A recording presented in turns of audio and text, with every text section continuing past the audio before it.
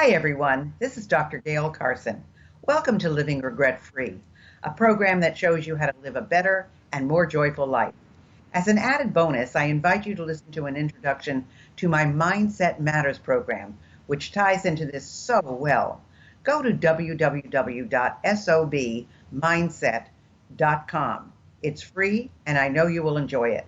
If you'd like to contact me personally, drop me a line at gailcarson13@gmail.com or go to my website, www.spunkyoldbroad.com, and sign up for my weekly newsletter. My guest today is Therese Castellanos. She has 19 years of experience working with adults, adolescents, couples, and families. She specializes in anxiety, depression, trauma, grief, and loss, relationship issues, and major life transitions. She believes that through therapy, unresolved issues can be addressed so as to gain freedom from shame, guilt, anxiety, and depression, and work towards healthier ways of living that allow for a more meaningful and authentic life. Welcome to Rees. Good morning. Thank you. Oh, you're welcome. You're welcome. So it's interesting. You know, you're an LCSW, and my sister was in charge of that program at Syracuse University. So I'm very well aware of what your background is, what you do, how you help people, and I think it's fantastic.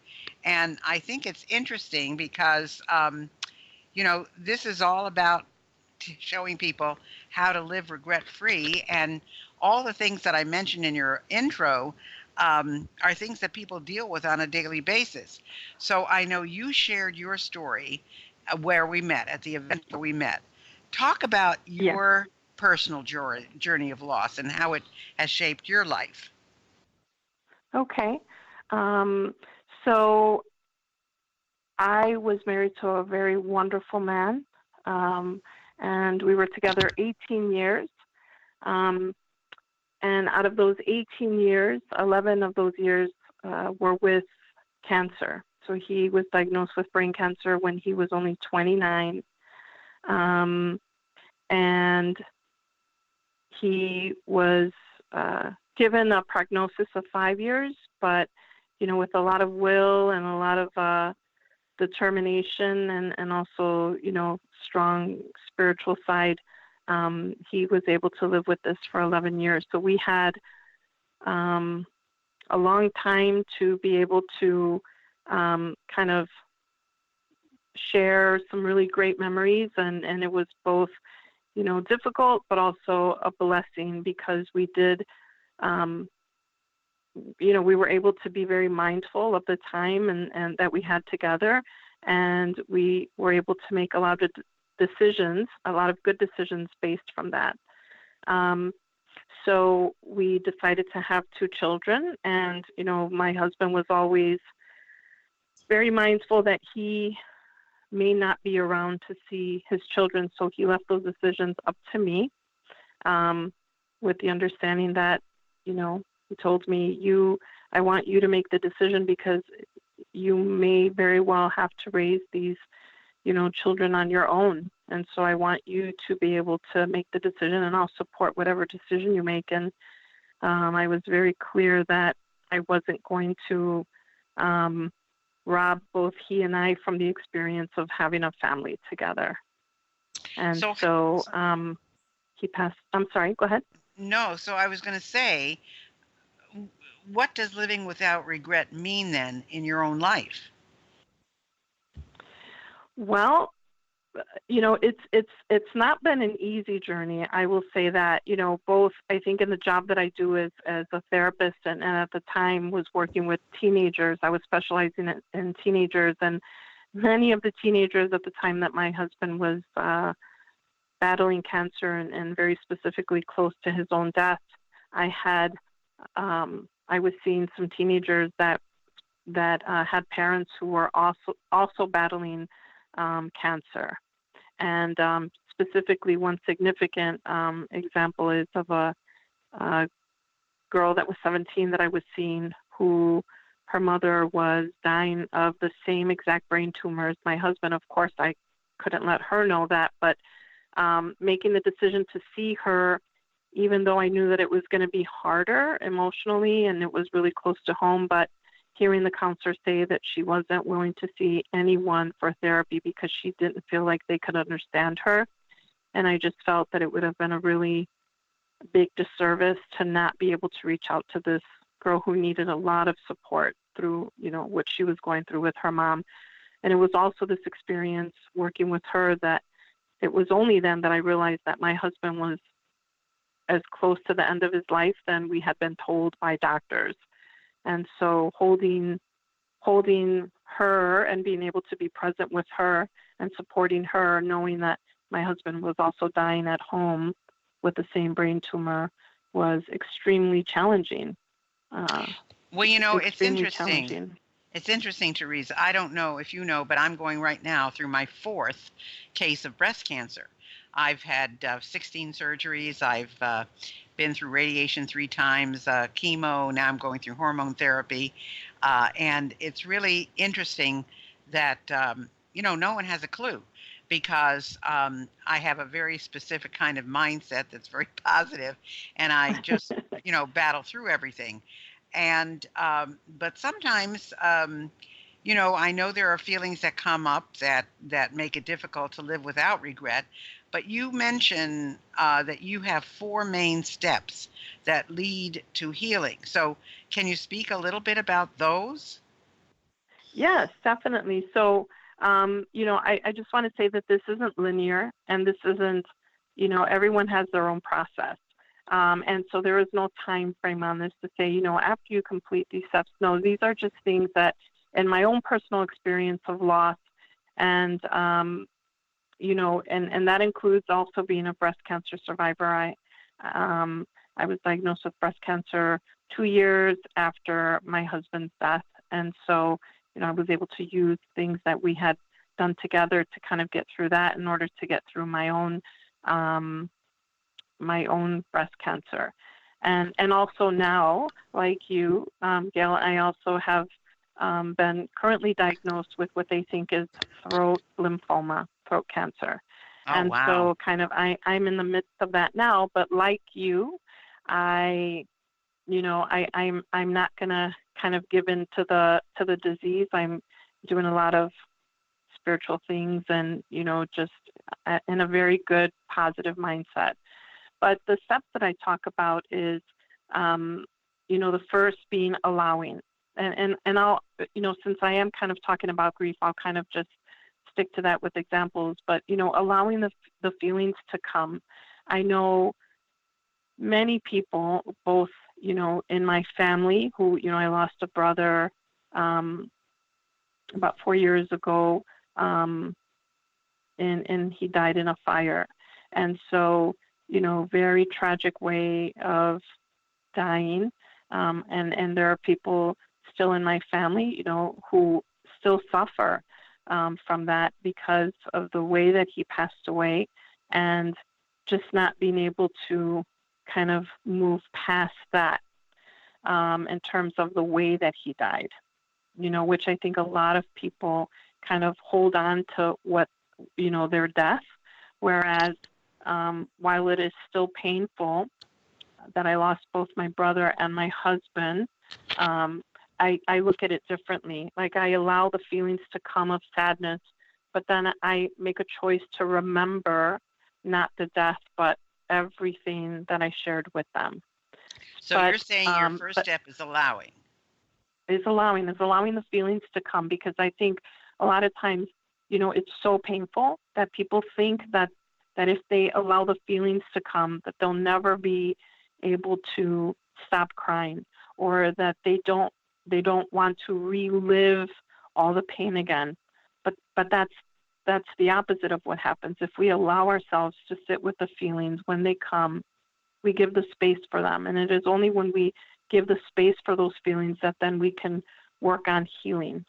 But we have to kind of allow those feelings to come, because those feelings can manifest in very different ways, in anger, in guilt, in self-loathing, in regret, right? And so if we allow that to come, then we honor those feelings in a way that we can then make room to heal. So what would step number 2 be? That would be having compassion for ourselves and others. And, even in terms of the person who has passed away, a lot of times we idealize that person because we only focus on the good stuff, right? But they were human. I mean, my husband, he was human. He annoyed me just as much as I annoyed him sometimes. That's what people do when they're married and you're having a relationship, a human experience, right? And so we need to have compassion for them and all of their wrongdoings or their humanness, but we also have to have compassion for ourselves. And I think that's really important. And I know that, when my husband passed away, I was really upset that I didn't get to stay home with him more. I regret it that I went to work every day, and because I was waiting for the doctors. You needed to do that, right? Therese, so exactly, I mean, exactly, and that's what the hospice worker told me. But when you're in it, Gail, when you're really in the sadness of it all, you don't see it that way. No, I was that's so true, focused on. You've also made another important point, though, and you talked about, being annoyed with each other at times. And what I see is you just can't live with somebody, no matter how great you both are, without having some kind of an argument. And yet Absolutely. I see many young people today, if they get into one argument or one disagreement, boy, it's over. And so I think that's a really, really important point, because whether somebody is healthy or whether they're ill, there are going to be moments of horribleness, I mean, it's just the way it is. Absolutely. And because that's what we are as humans, it's imperfect. called human nature. Absolutely. So what's point number 3, Therese? Is, well, once we can have compassion for ourselves and knowing that we do the best that we can, right? That's the most we can do, is the best that we can. And once I was able to say, just like you said, Gail, and it came with the work of the hospice worker, to say, but you had to work to keep your insurance so that he can keep getting the medical care that he was getting. And you needed to work because you needed to feed your children and pay the rent and all of this stuff. But Gail, in the moment, I couldn't see that. I was too stuck on, I could have done more. I should have done more, right? So after I was able to have compassion, then I can move to forgiveness, to forgive myself for being human, to forgive myself for nagging too much about the garbage and other things that really didn't matter as much as maybe I made it out to be during our relationship. The gift that I had that a lot of people don't, is that because he had cancer and we knew that this was something that would eventually be terminal, we had the foresight to say what we needed to say. And so, the day before he died, I apologized. I apologized for those little nagging things and for making a big deal out of small things. And he said to me, Therese, I did them too. It's okay. But when it counted, you were here for me, And that's true. That's very true. Yeah, it is. It is. And I think one of the hardest things for anyone to do is to forgive themselves. It's easier to forgive someone else, and that is not easy. But it is easier to forgive someone else than it is to forgive yourself. So what comes up and even with that, Gail, even with having my husband say it with his own mouth and hearing the words, it still took me years to be able to do that. So imagine, again, not everyone has the opportunity to say goodbye. And so I think for a lot of people, that's where they get stuck, because they don't have that from someone. And we need to give it to ourselves. So yes, it's forgiveness. And then number 4 would be acceptance. To say, this is where I'm at now. This is kind of, we hear in grief like making a new normal, but I don't think it's just in grief. I think it's in just about any situation of loss that we can think of. But this accepting that this is my life. This is my life without my husband. This is my life as a single mom. I remember, again, the hospice worker was so helpful, but Gail, I couldn't understand. I was getting frustrated why I couldn't seem to be doing the same things in the same way before. I had my son was 8, my daughter was 5 when my husband passed away. And I just didn't seem to be able to keep my apartment as clean as I did or cook as many meals as I did before. And I was just so frustrated, because I was trying to, as a therapist, I knew that structure was really important for the children, to try to keep everything else as normal as possible, right? How to did not they handle the disrupt their death, life. though? How did they handle the death? They handled it based on their age. My daughter, I after I spoke to the girl who I mentioned earlier, the 17-year-old who didn't have a chance to say goodbye to her mother because her mother was back in her country of origin. And she, even though I had been encouraging her to tell her mom her, goodbye, or at least tell her everything that she wanted her to know, she kept telling me that she couldn't bring herself to do it because she didn't want her mom to think that she was giving up on her, which I think is something that a lot of people do. But it was only when she told me that when she did decide to call her mom and to say her goodbyes, her uncle told her that he wasn't going to wake her up and told her to call back. And half an hour later, her uncle called her and told her her mother had passed. It was when that happened that I went home and I told my 2 children, which was the most difficult thing that I had ever had to do up until that point as a mom. But I told my children that they needed to tell their dad everything that they wanted him to know because he was dying, and he did die 2 days later. And so my son still remembers that conversation. My son does remember, crying with my husband.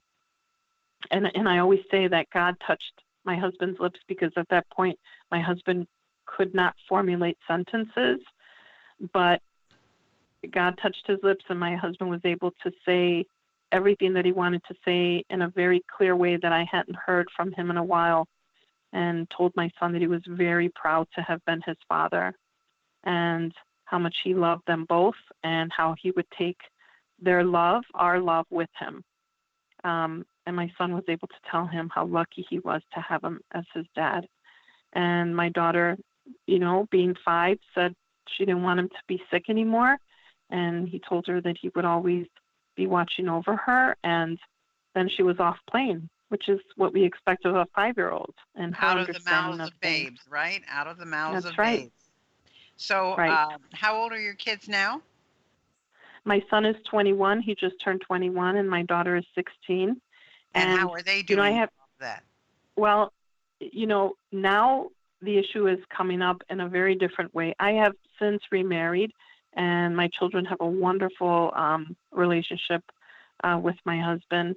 And but my 21-year-old is, he often tells me that he is grieving now again, and which is kind of grief. It's depending on where you are at and how things come up. And so, for my son being 21, he said, I just really wish that, like, I would be able to talk to Dad and like hear some of the answers of some of the questions that I have that I know that he would have really loved or enjoyed talking to me about, because my husband was very philosophical and my son is very much the same way. My son is also going to be a therapist, but they would have had some really great conversations. They had very similar ways of thinking. My daughter had a sweet 15 in our, I'm Hispanic, and in our culture we do a quinceañera.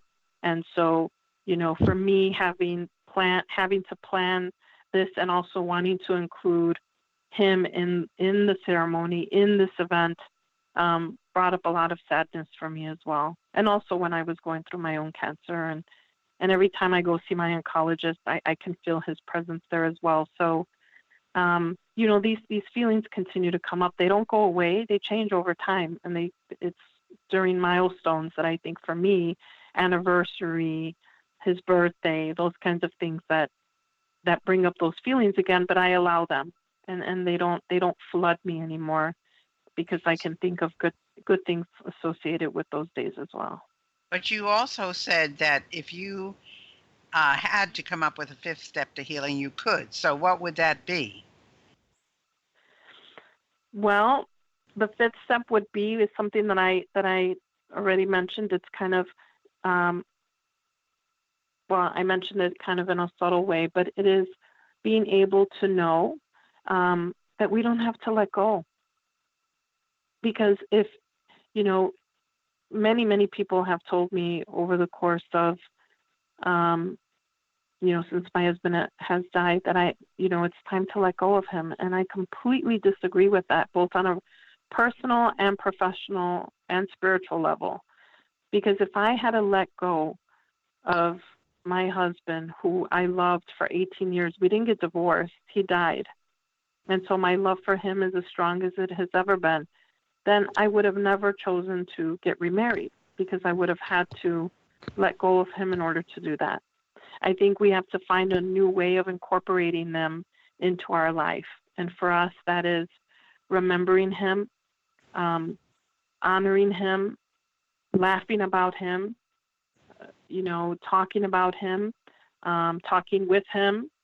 My husband is as alive in our family as he has ever been. And, I made sure that whoever I chose to bring into my life knew that he was always going to be present with us. And my husband feels very honored to finish what my husband started with raising our children. And how long have you been married to him, Therese? We have been married 9 years. Wonderful. And he does not resent the feelings that you continue to have, or the things that you continue to celebrate? Absolutely not. He feels, he says it's one of the things that he loves about me is how loyal I am in honoring his memory, and just shows the capacity of love that I have for him. And I don't think that it's unusual in terms of, I don't think that, even though people say, wow, I think as long as people are secure in their relationship, that there is always room for someone else, but we have to make that room for someone. And right. The example that I like to give, Gail, is I have 2 children. And when I was having my daughter, I explained to my son, and I drew a heart, and I said to him that there was so much room in there, that there was room for someone else. And that doesn't take away the space from him, that I could love 2 children as much as I could love one.